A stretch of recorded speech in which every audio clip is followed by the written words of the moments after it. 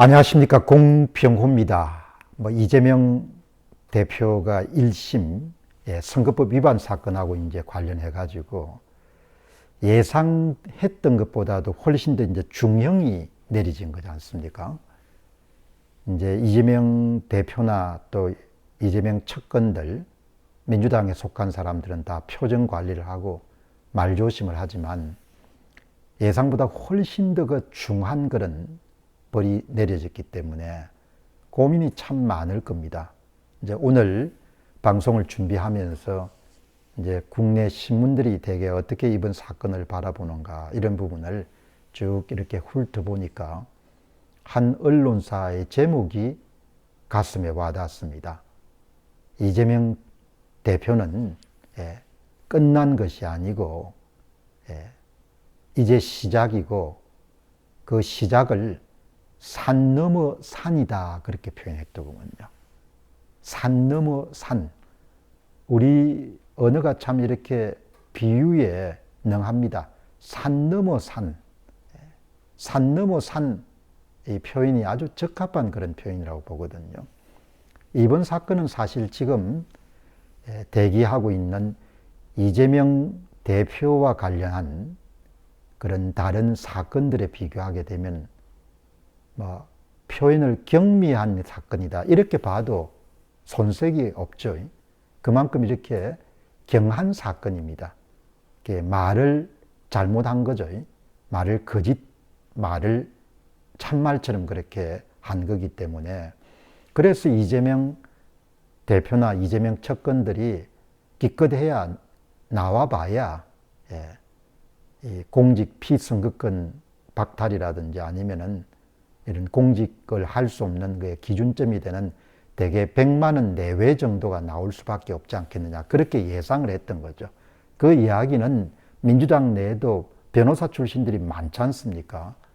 그러니까 그분들의 경험이나 이런 것을 또 희망적인 그런 사항들을 다 첨부하게 되면은 말을 좀 실수한 거니까 판사가 기껏해야 한 100만 원, 좀 좋은 판사 같으면은 100만 원 밑으로 때릴 거고 조금 나쁜 판사 같으면 100만 원 이상으로 때릴 것이다. 그렇게 민주당 인사들 또 특히 법을 공부한 사람들은 다 그렇게 생각했을 거라고요. 설마 징역 2년에 집행유예 2년 정도가 나오리라고는 꿈에도 생각 안 했을 겁니다. 꿈에도 생각 안 했기 때문에 이제 어마어마하게 충격을 받은 상태에 있다. 이렇게 저는 보거든요. 가장 쉬운 사건에서 이제 그냥 덜미를 잡힌 겁니다. 그러면은 이제 한 일주일 이후에 나오는 11월 25일 날 위정교사 사건, 검사 사칭을 한 거지 않습니까? 그거와 관련해서 위정교사 사건은 상당히 심각한 사건이죠. 그거는 예를 들면 몇 개월 끌 필요도 없이 사실관계가 너무나 명확하니까 녹취록이라든지 그 다음에 남긴 문자라든지 또 그리고 그거와 관련된 증인들이 지금 남아있지 않습니까? KBS PD인가 하신 분도 남아있고, 그리고 이제 그것보다 더 심각한 것이 지난해죠. 지난해 9월입니까? 지난해 9월 달에 이제 체포동의안이 발부가 됐고, 이제 국회에서 여러분들 옥신각신 했지만 그게 통과된 거지 않습니까? 그걸 이제 6탄으로 막아낸 건데, 그게 이제 끝나고 난 다음에 다시 이제 아마 다시 검찰 측에서 영장을 이렇게 발부받기 위해서 그렇게 나섰을 때 그 당시 이름이 유창훈 중앙법원의 영장 담당 부장판사로 제가 기억을 하고 있는데 유창훈 부장판사가 그때 이런 이야기를 했지 않습니까? 그 소위 이번 사건, 위정교사 사건 혐의는 이미 소명된 바가 있는 것으로 생각되기 때문에 구속영장 청구를 기각한다. 그렇게 했지 않습니까? 그러니까 그게 굉장히 중요한 의미를 갖고 있는 거죠. 그러니까 사법부에 속하는 영장 발부 판사가 이미 이 소위 이야기해서 위정교사 사건과 관련해서 그 사람을 구속할 필요는 없을 정도로 모든 것이 많이 밝혀진 상태다. 그렇게 저는 이해를 했거든요. 그리고 이제 그 사건에 대해서 검찰 구형이 3년 정도 이제 구형이 된 거지 않습니까?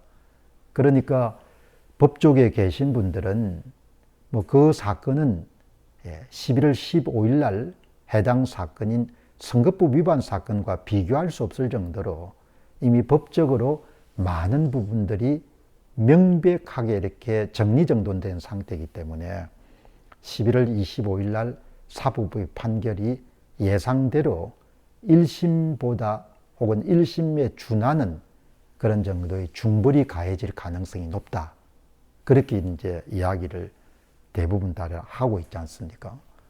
이제 그러면 지금 이제 할 수 있는 방법이라는 것이 그동안에 이제 민주당의 전략이라는 것은 본인들이 4월 총선을 통해서 권력을 다 장악한 상태이기 때문에 사법부에 대한 압박을 본인들이 원하면 예산부터 시작해 가지고 개별 판사에 대한 탄핵이나 이런 부분을 얼마든지 실행에 옮길 수 있다는 부분들을 대내외에 계속해서 천명해 왔지 않습니까? 천명해 하면서 수위를 항상 조절해 온 거죠. 수위를 왜 조절해 왔냐? 사법부 건박이나 위협을 심하게 하게 되면은 오히려 반작용이 더 심할 가능성이 있으니까 심하게 하지 않지만 그 다음에 공식적인 그런 활동을 통해서 예산에 대한 것도 여러분들 제동을 걸 수가 있고 또 특정 사건에 대한 판사를 탄핵할 수도 있고 이런 부분을 계속해서 이렇게 시위를 한 거지 않습니까? 시위를 했는데 뭐 그럼 이제 시위를 한 그 궁극적인 그런 목표는 알아서 기라는 거 아닙니까? 당신들도 여기서 밥 먹고 살아야 되니까 이재명 대표와 관련된 사건에 대해서는 다들 알아서 기라 이렇게 이야기한 거지 않습니까? 이제 토요일 날 판사 건박 무력 시위도 세 번째 이제 열렸죠. 거기 또 수위를 조절할 수밖에 없을 겁니다. 그러니까 1심 판결에 대해서 유감은 표현하지만 1심 판결을 내린 판사에 대한 개인적인 공격이라는 것은 상당히 자제를 했거든요. 그게 이제 역작용, 반작용이 있을 가능성을 우려하기 때문이거든요. 그런데 이제 되게 법조계에 계신 분들은 판사를 건박하는 것이 최악의 양형이 내려질 수 있는 사유 가운데 가장 중요한 부분을 차지한다. 그러니까 피고 측에서 판사를 이렇게 위협하거나 이런 사건이 발생하게 되면은 중벌을 때릴 수 있는 그런 확률이 가장 높은 그런 경우에 해당한다는 거죠. 그러니까 지금 이제 강온 양면 전략을 써가지고 판사의 여러분들 심기를 건드리지 않는 척에서 어쨌든 알아서 기도록 하는 그 두 가지 사이에 절묘한 그런 균형점을 지금 민주당 측에서 찾으려고 하는데 그 팽팽한 긴장을 그당 11월 15일 날 선거법 위반과 관련해서 판결을 내린 판사가 깨버린 거죠. 그래서 11월 25일은 훨씬 더 불리한 그런 판결이 내릴 가능성이 있는 겁니다. 물론 이제 판사가 어떤 판결을 내리냐 문제는 이제 그날 당사자가 그날이 돼 봐야 되는 거죠. 어떻든 간에 산 넘어 산입니다. 산 넘어 산이기 때문에 그래서 많은 시민들이 설문조사를 해보면 90% 이상이 상당히 이재명 후보 대표가 이번 사안을 극복하기가 어렵겠다 이렇게 설문에 답하는 거죠. 두고 보시죠. 감사합니다.